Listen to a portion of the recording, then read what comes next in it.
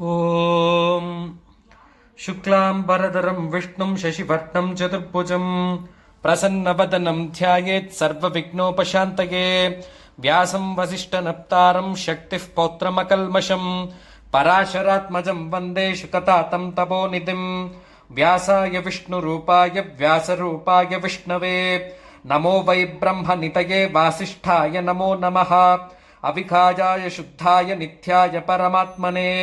सदैकरूपरूपाय विष्णवे सर्वजिष्णवे यस्य स्मरणमात्रेण जन्म संसारबन्धनात् विमुच्यते नमस्तस्मै विष्णवे प्रभविष्णवे ॐ नमो विष्णवे प्रभविष्णवे श्रीवैशम्पायनुवाच श्रुत्वा दर्माणशेषेण पावनानि च सर्वशः युधिष्ठिरः शान्तनवम् पुनरेवाभ्यभाषत युधिष्ठिर उवाच किमेकं दैवतं लोके किं वाप्येकं परायणं स्तुवन्तः कनकमर्च्यन्तः प्राप्नुयुर्मानवा शुभम् कोदर्मः सर्वदर्भाणां भवतः परमो मतः किञ्च तन्मुच्यते जन्तुर्जन्म संसारबन्धनात् श्रीभीष्म उवाच जगत्प्रभुं देवदेवमनन्तं पुरुषोत्तमम् स्तुवन्नाम सहस्रेण पुरुषः सततोत्थितः तमेव चात्वयन् नित्यम् भक्त्या पुरुषमव्ययम् ध्यायाम् स्तुवन्नमस्त्यम् च यजमानस्तमेव च अनादिनिधनम् विष्णुम् सर्वलोकमहेश्वरम् लोकाध्यक्षम् स्तुवर्नित्यम् सर्वदुःखातिगो भवेत्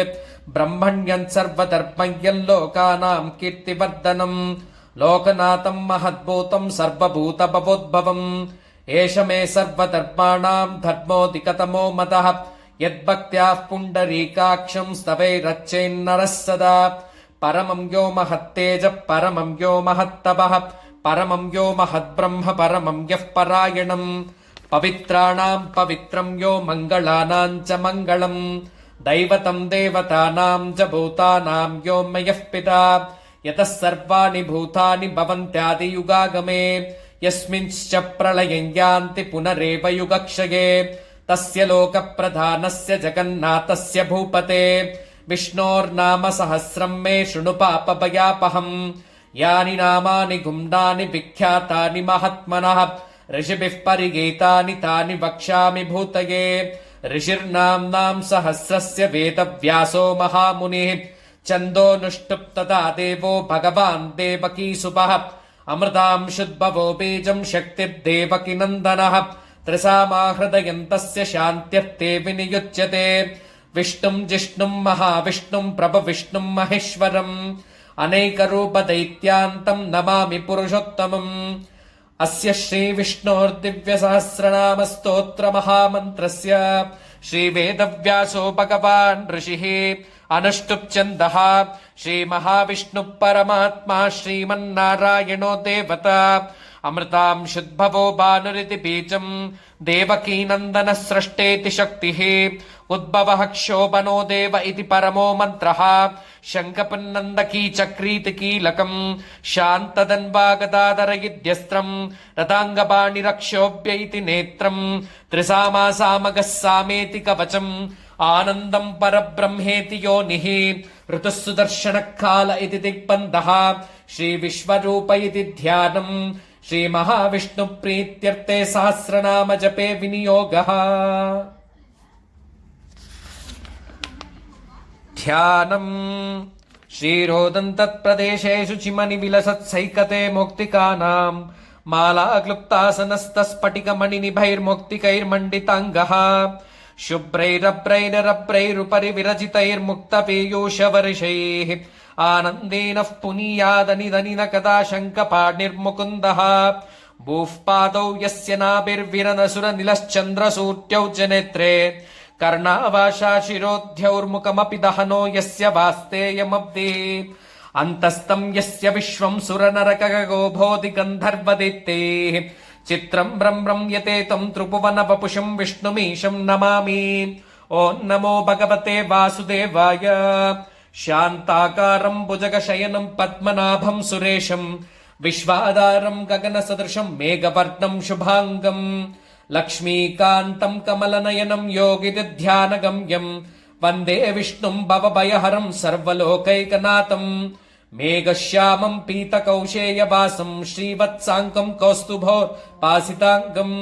పుణ్యోపేతం పుండరీకాయతాక్షం విష్ణుం వందే సర్వలోకైకనాథం నమః సమస్తభూతానాం ఆదిభూతాయ భూభృతే అనైకరూపరూపాయ విష్ణవే ప్రభవిష్ణవే సశంఖచక్రం సకిరీటకుండలం సపీతవస్త్రం సరసీరుహేక్షణం సహారవక్షస్థలశోభికౌస్తుభం నమామి విష్ణుం శిరసా చతుర్భుజం ఛాయాయాం పారిజాతస్య హేమసింహాసనోపరి ఆసీనమంబుదశ్యామమాయతాక్షమలంకృతం చంద్రాననం చతుర్బాహుం శ్రీవత్సాంకితవక్షసం రుక్మిణీ సత్యభామాభ్యాం సహితం కృష్ణమాశ్రయే. ఓం విశ్వం విష్ణుర్వషట్కారో భూతభవ్యభవత్ప్రభుః భూతకృద్భూతకృద్భావో భూతాత్మా భూతభావనః భూతాత్మా పరమాత్మా చ ముక్తానాం పరమాగతిః అవ్యయఃపురుషः సాక్షి క్షేత్రజ్ఞోక్షర ఏవ చ యోగో యోగవితాం నేతా ప్రధానపురుషేశ్వరः నారసింహవపుః శ్రీమాన్ కేశవః పురుషోత్తమः సర్వః శర్వః శివస్థానుర్భూతాతిథ్నిధిరవ్యయः సంభవో భావనో భర్తా ప్రభువః ప్రభురీశ్వరः స్వయంభూ శంభురాదిత్యః పుష్కరాక్షో మహాస్వనः అనాదినిధనో ధాతా విధాతా ధాతురుత్తమः అప్రమేయో ఋషికేశः పద్మనాభోమరః ప్రభుః విశ్వకర్మా మనుస్పష్టాస్తవిష్టస్తవిరో ధ్రువः అగ్రాహ్యः శాశ్వతః కృష్ణో లోహితాక్ష ప్రదర్దనः ప్రభూతస్థిర గుప్తామ పవిత్రం మంగళం పరం ఈశాన ప్రాణద ప్రాణో జ్యేష్ఠ శ్రేష్ఠ ప్రజాపతి హిరణ్యగర్భో భూగర్భో మాతవో మధుసూదనః ఈశ్వరో విక్రమీ ధన్మీ మేధావి విక్రమక్రమః అనుత్తమో దురాదర్శ కృతజ్ఞ కృతిరాత్మవాన్ సురేశ శరణం శర్మ విశ్వరేథాః ప్రజాభవః అహత్ సంవత్సరో వ్యాల ప్రత్యయః సర్వదర్శనః అజః సర్వేశ్వరः సిద్ధः సిద్ధిः సర్వాతిరచ్యుతः వృషాకపిరమేయాత్మా సర్వయోగ వినుసృతः వసుర్వసుమనः సత్యः సమాత్మా సంమిదः సమः అమోఘః పుండరీకాక్షో వృషకర్మా విషాకృతిः రుద్రో బహుశిరాపత్నుర్విశ్వయోనిశ్రుతిశ్రవాः అమృతः శాశ్వతస్థానుర్వరారోహో మహాతపాः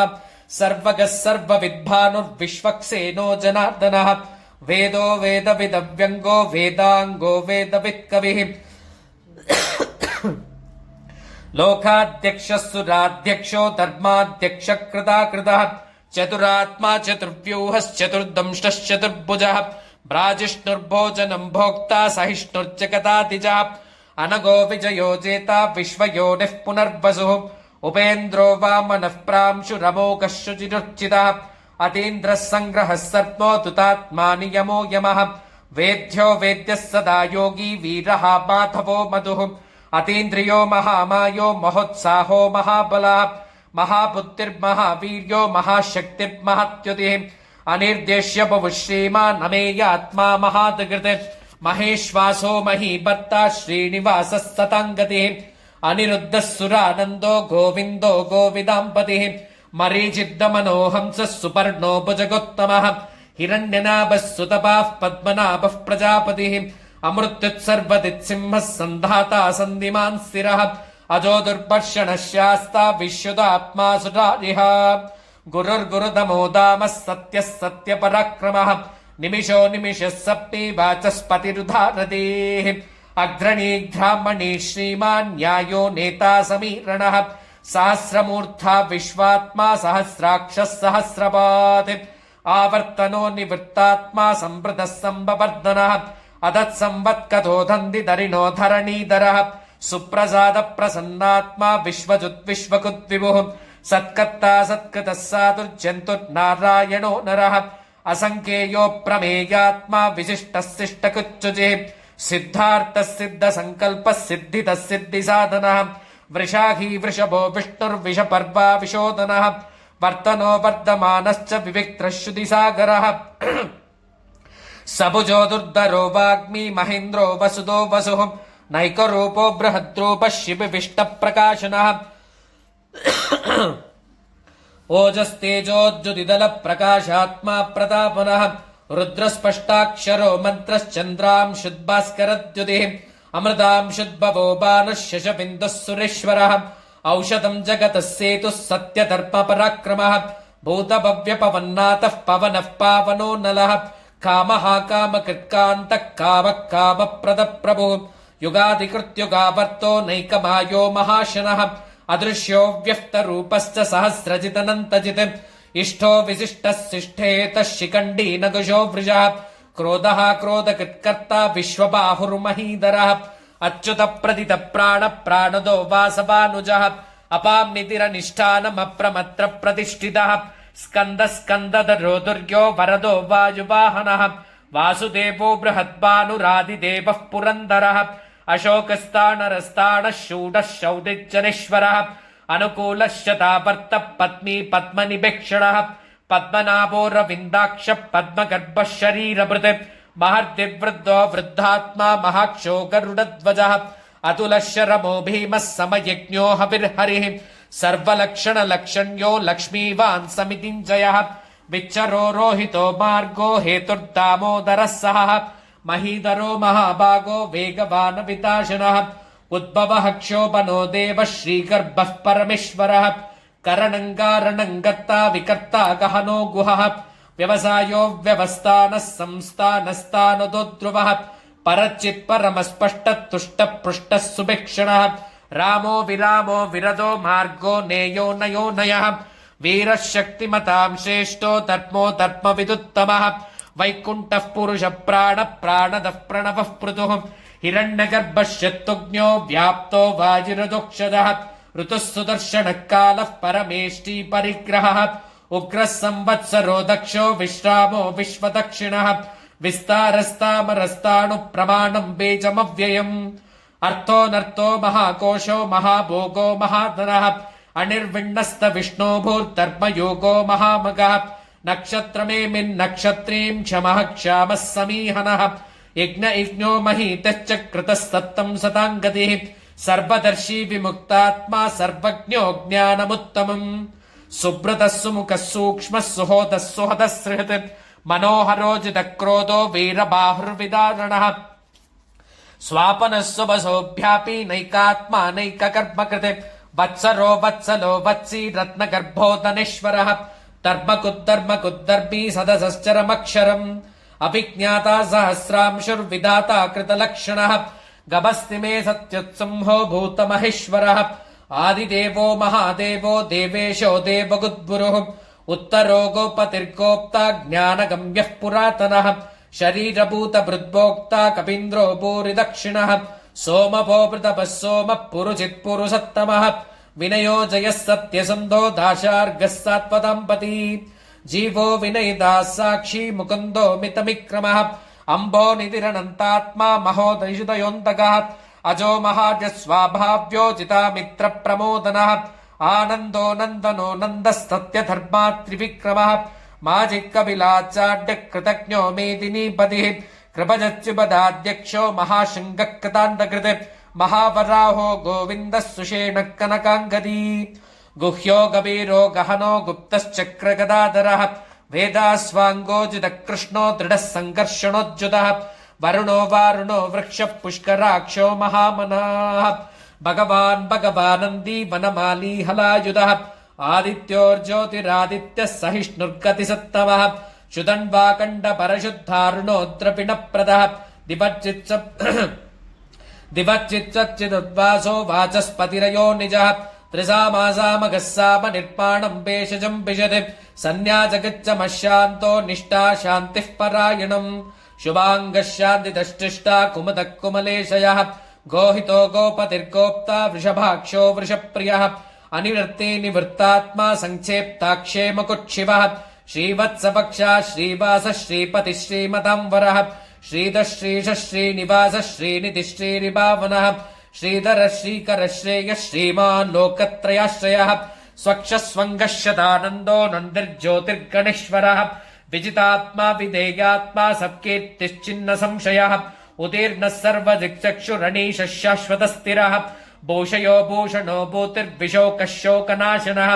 अच्छुष्मानच्युतः कुम्भो विशुद्धात्मा विशोधनः अनिरुद्धो प्रतिरत प्रद्युन्नो मितमिक्रमः कालनेमिनिया वीरः शौरिः शूडजनेश्वरः त्रिलोकात्मा त्रिलोकेशः केशवः केशिहा हरिः कामदेवः कामपालः कामी कान्तकृतागमः अनिर्देश्य बहुर्विष्णुर्वीरो नन्तो धनञ्जयः ब्रह्मण्यो ब्रह्मकृद्ब्रह्मा ब्रह्म ब्रह्म विवर्धनः ब्रह्म विब्राह्मणो ब्रह्मी ब्रह्मज्ञो ब्राह्मणप्रियः महाक्रमो महाकर्मा महातेजा महोरगः महाकथा महाकर्मा महायज्ञो महाहविः स्तव्यस्तव प्रियस्तोत्रम् स्तुतिस्तोतारणः प्रियः पूर्णः पूरयिता पुण्यः पुण्यकीर्तिरनामयः मनोजवस्तीत्तहरो वसुरेता वसुप्रजः वसुप्रदो वासुदेवो वसुमनाहविः सत्कतिः सत्कृतिः सत्ता सद्भूतिः सत्परायणः शूरसेनो यदुश्रेष्ठः सन्निवासः सुयामुना भूतावासो वासुदेवः सर्वासु निलयो नलः दर्पः दर्पदो दुर्दो दुर्धरो दापराजितः विश्वमूर्तिर्महामूर्तिर्दीप्तमूर्तिरमूर्तिमान्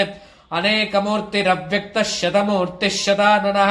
एको नैकः समर्थक्तिम् यत्तत्पदमनुत्तमम् लोकबन्धुर्लोकनाथो माधवो भक्तवत्सलः सुवर्णवर्णो हेमाङ्गो वराङ्गश्चन्दनाङ्गती वीरः विषयः शून्यो घृताशीलशलश्चलः अमानीमानधो मान्यो लोकस्वामी त्रिलोककृतिम् सुमेधा मेजधोधन्यः सत्यमेधातरातरः तेजो वृषोद्युतितरः सर्वशक्तमुताम्बरः प्रग्रहो निग्रहो व्यग्रो नैकशृङ्गोत्कदर्कजः चतुर्मूर्तिश्चतुर्बाहुश्चतुर्व्यूहश्चतुर्गतिः चतुरात्मा चतुर्भावश्चतुर्वेद विदेकपात् समावर्तो निवृत्तात्मा दुर्जयो दुरतिक्रमः दुर्लभो दुर्गमो दुर्गो दुरावासो दुरारिः शुभाङ्गो लोकसारङ्गस्तुतन्तुस्तन्तु वर्धनः इन्द्रकर्मा महाकर्मा कृतकर्मा कृतागमा उद्भवः सुन्दरः सुन्दो रत्ननाभः सुलोचना अर्थो वादनदशृङ्गी जयन्तः सर्वविजयी सुवर्णबिन्दुरक्षोभ्यः सर्ववागीश्वरेश्वरः महाह्रदो महाकर्तो महाभूतो महानिधिः कुमुदः कुन्दरः कुन्दः पर्जन्यः पावनो निलः अमृतांशोऽमृतः सर्वज्ञः सर्वतोमुखः सुलभः सुब्रतः सिद्धः शत्रुचिच्चत्रुतापनः यक्रोधो जुम्बरोश्चद्रश्चानूरान्द्रनिषूदनः सहस्राक्षिः सप्तदिक्तः सप्तेदाः सप्तवाहनः अमृतोऽन्यच्चनोऽजिन्त्यो भयकृत्वनाशनः अणुद्भृतो मदत्पूर्णो गुणबन्धिर्गुणो महान् अदृश्यत्यत्यतो मांशो मांशो प्रांशो वशुद्धनः भारभृत्कथितो योगी योगीशः सर्वकामदः आश्रमः श्रवणः क्षामः सुपर्णो वायुवाहनः धनुर्धरो धनुर्वेदो दण्डो दमयिता दमः अपराजितः सर्वसहो नियन्ता नियमो यमः सत्त्वगां सात्विकः सत्यः सत्यधर्मपरायणः अभिप्राय प्रियाद्भोग प्रियकृत्प्रीतिवर्धनः महाजितज्योतिः सुमदित्विभुः रविर्विलोचनः सूर्यः सविता रविलोचनः अनन्तोऽमृतबुद्भोक्ता सुगजो नैकजोग्रजः अनिर्विण्णः सदावर्षी लोकाधिष्ठानमद्भुतः सनातनतनः कपिलः कपिलव्ययः स्वस्तिदः स्वस्तिकुः स्वस्तिः स्वस्तिभुः स्वस्ति दक्षिणः अरौद्रः पुण्डरीकक्षी विक्रम्योर्जितशासनः शब्दादिगः शब्दसः शिशिरशर्वरीकरः अक्रूरप्पेशलो दक्षो दक्षिणः क्षविनम्बरः विद्दत्तमो वीतभयः पुण्यश्रवणकीर्तनः उत्तारणो दुष्कृतिः पुण्यो दुःस्वप्ननाशनः वीरः रज्जनः सन्तो जीवनः पर्यवस्थितः अनन्तरूपोऽनन्तश्रीर्जितमन्युव्भयापः चतुर्रोष्णो गभीरात्मा विदिशो व्यादिशो दिशः अनादिर्भूर्भुवो लक्ष्मीः सुवीरो रुचिराङ्गदः जननो जनजन्मादिर्भीमो भीमपराक्रमः आधारनिलयो दाता पुष्पः सप्रजागरः ऊर्ध्ववस्तच्चराचारः प्राणदः प्रणवः पणः प्रमाणं प्राणनिलयः प्राणभृत्प्राणजीवनः तत्त्वं तत्त्वविदेकात्मा जन्म मृत्युजराजिगः भूर्भुवस्वस्तरुस्तारः सविता प्रपितामहः यज्ञो यज्ञपतिर्यज्ञा यज्ञाङ्गो यज्ञवाहनः यज्ञप्रत्यज्ञकृत्यग्नि यज्ञप्रत्यज्ञसाधनः यज्ञान्तकृत्यज्ञदुह्यमन्नमन्नादयेव च आत्मयोनिः स्वयं जातो वैकानः सामगायनः देवकी नन्दनः सृष्टाच्युतीशः पापनाशनः शङ्खपन्नन्दकी चक्री शान्तधन्वा गदाधरः नताङ्गपाणिरक्षोभ्यः सर्वप्रहरणायुधः सर्वप्रहरणायुत ओन्नमैते वनमाली गरीशाङ्गी शङ्की चक्री च नन्दकी श्रीमान्नारायणो विष्णुर्वासुदेवो विरक्षतु वनमाली गरीशाङ्गी शङ्की चक्री च नन्दकी श्रीमान्नारायणो विष्णुर्वासुदेवो विरक्षतु वनमाली गरीशाङ्गी शङ्की चक्री च नन्दकी श्रीमान्नारायणो विष्णुर्वासुदेवो विरक्षतु वासुदेवाभिरक्षतु ओन्नम इति इदेदं कीर्तनीयस्य केशवस्य महात्मनः नाम्नां सहस्रं दिव्यानामशेषेण प्रकीर्तितम् यैदं शृणुयान्नित्यं यश्चापि परिकीर्तयेत् नाशुभं प्राप्नुयात् किञ्चित् सोमुत्रेह च मानवः वेदान्तको ब्राह्मणस्य क्षत्रियो विजयी भवेत् वैश्यो धनसमृद्धस्य क्षूद्रः सुखमवाप्नुयात् धर्मार्थी प्राप्नुयात् धर्ममर्थार्थी चात्तमाप्नुयात् कामानमाप्नुयात् कामी प्रजाति चात्मीया प्रजाम् भक्तिमान् यस्य दोद्दातश्रुतिस्तत्ततमानसा सहस्रं वासुदेवस्य नाम्नामेतत् प्रकीर्तयेत् यश प्राप्नोति विपुलं याति प्राधान्यमेव च अचलां श्रियमाप्नोति श्रेय प्राप्नोत्यनुत्तमम् न भयं पचिदाप्नोति वीर्यं तेजश्च विन्दति भवत्यरोगोद्युतिमान् बलरूपगुणान्विता रोगार्तो मुच्यते रोगात्पत्तो मुच्येत बन्धनात् भयान्मुच्येत भीतस्तु मुच्येतातन्न आपनः